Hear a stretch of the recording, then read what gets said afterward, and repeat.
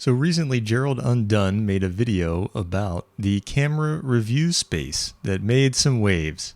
I think it resonated with a lot of people who do reviews on YouTube, not just in the camera space, but in tech and any other product. I happen to see some interesting dialogue, though, on social media that clearly shows that many people have different moral compasses when it comes to companies sending people products to review on the internet.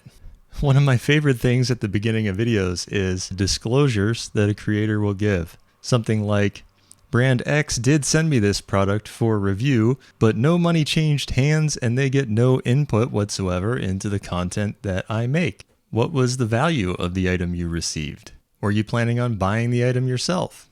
Do you use items like this in daily life, or are you only making a video because the company sent you the product for free to review? And there lies the crux of the problem. Imagine you spent many countless hours creating your YouTube channel, reviewing products that you did buy, that you did own, to finally work up enough followers that a company will send you something for free for review. That's honestly the reason many people start YouTube. And when the free products start flowing, are you going to bash them, highlight all the negatives of the products? Or will you knowingly or unknowingly spout off the latest and greatest features and marketing material from the company so that you don't anger them and they keep sending you free products so you can keep getting ad revenue and keep getting affiliate link payouts? It's an interesting question. Now, the rules are pretty clear for sponsored videos, and if you're being compensated to make a piece, you do have to disclose that in the video. So plenty of people are honest about that, and they get a product, they're getting paid to review, they have an agreement with the company, and then there's an understanding on the viewer end that this person is effectively just an extension of that company's marketing department. So I saw this person on Threads commenting about the camera review space, and I threw my 2 cents in saying, plenty of tech reviewers are being sent stuff for free too. While brands don't get influence in what they say, tech, cameras, anyone getting sent anything for free for marketing purposes could knowingly or unknowingly shy away from saying negative things in order to keep the pipeline flowing, to keep their personal revenue streams alive. It certainly is an interesting topic. And this is one of the primary points in Gerald's video, is missing out on review units because brands don't want the negative press, even if it is the truth and is criticized in a constructive way, right? Gerald isn't tearing people down in his videos, but even something as simple as word choice could get you on a blacklist where you no longer get review units. And the whole YouTube space has been obsessed with being first. When the embargo lifts, you want to have your video out on the day of, which is strange because you did spend all this time building your YouTube channel not having things on embargo day, and if you wanted to review it, you had to buy it. In my case, some of my videos that have performed the best were 6 months after the product release.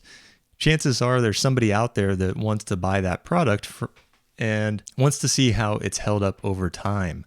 As I've gotten older, I've stopped buying things on release day, and I'll wait 1, 2, 3 months before picking up a product, see if there are any issues, how people like it, what they're comparing it to, check out the value for money rather than just blindly buy the latest and greatest thing. I also saw Jake had a good reply here, and if you don't know Jake's channel and you're interested in video editing at all, and if you're on YouTube, you might be, go check him out.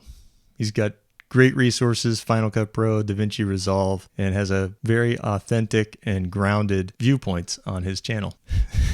So Jake says, in the corporate world, we literally are made to take a class on bribery, and unless I'm not learning anything, the line is blurry, if not crossed.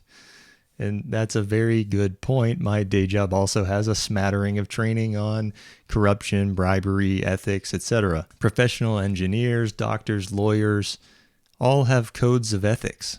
I would be curious if any YouTube channels have thought about this and detailed a document with their code of ethics. Monetary and non-monetary items in the business world can be considered a bribe or corruption and get you in hot water for even something as small as buying lunch for the wrong person. So if a $10 meal at the cafe on campus can be a bribe, then I'm sure a $10,000 laptop could be considered a bribe as well. So here's how I want to be different on YouTube. I don't owe brands anything. I'm not on their payroll. I review things that I buy with my own money that I'm interested in using. And when I do that, chances are I've watched every video that already exists on the product on YouTube. And when I get it, there's always something that surprises me just a little bit. So I think it's fun to make videos and detail my viewpoints on my perspective about the products that I want to buy and use with my own money. And with that, I almost never have a glowing review, right? There's things that I like, things that I don't like, and I try to detail a healthy balance of those items in the video and detail out things I would like to see in the next iteration of a product. So think about it this way. If it was you putting thousands of dollars on the line for a tech gadget that is not a necessity, wouldn't you want to see a review from someone with the same mindset? It's real easy to get the latest and greatest thing for free and call it the best when you didn't spend your own money on it. So at the end of the day, I make videos because it's a fun hobby. Sure, it has potential to earn money down the road, but right now I don't make anything. And if I'm not interested in a video or can't find a calling or a motivation to make something, then I just don't. When inspiration strikes, I can whip up a script, some talking points, fire up the camera, and blab until I have a video that I need to cut down to a manageable size. However, I think we might be seeing a change in the review space. Even MKBHD has criticized some companies lately, and while he's usually positive, he does always have a pretty balanced view of the things that he doesn't like about a smartphone or a camera or whatever he's reviewing, and definitely doesn't shy away from talking about the downsides of the different products he's using.